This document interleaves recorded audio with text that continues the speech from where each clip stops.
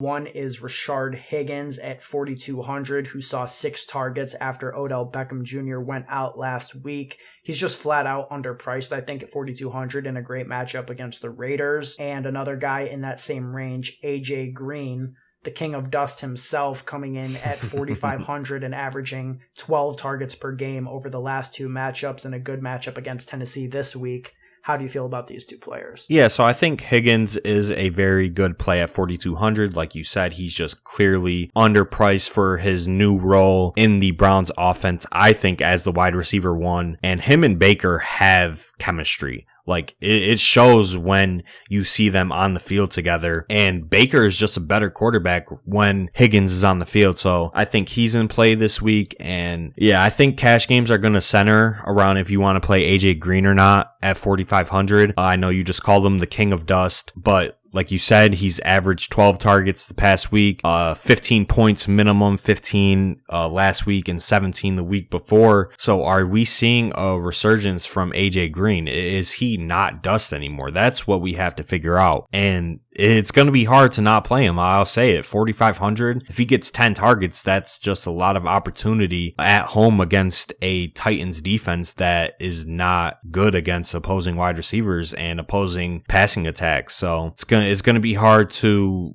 fade AJ Green this week, in my opinion. As much as it pains me to say that, because I am on the AJ Green is dust bandwagon too, but it's going to be hard.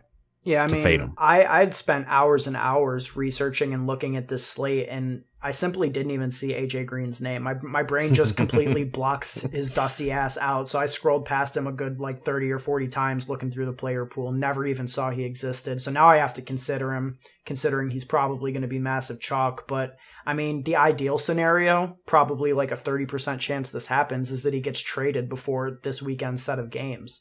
And he opens up Boyd and Higgins. I mean, I think AJ Green is squarely on the trade block for the Bengals, and could see him going to a team like Green Bay, who's actively sending out offers for Will Fuller and whoever else that they're interested in.